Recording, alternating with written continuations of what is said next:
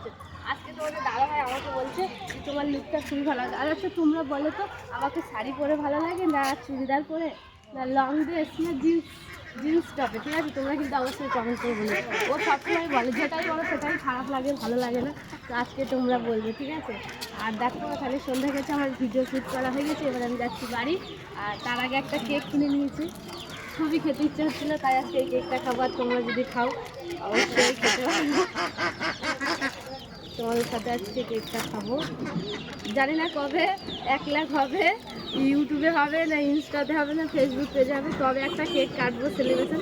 ততক্ষণ এটা খাও, টাটা, ভালো থাকো।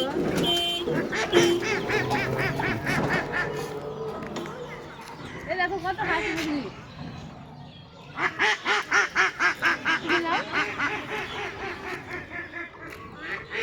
কালকে আমাকে ভিডিও করতে নিয়ে আসেনি, তাই আমি রাগ করে ছাদে একা একা ভিডিও করছিলাম স্টানে। খুবই বদমাই।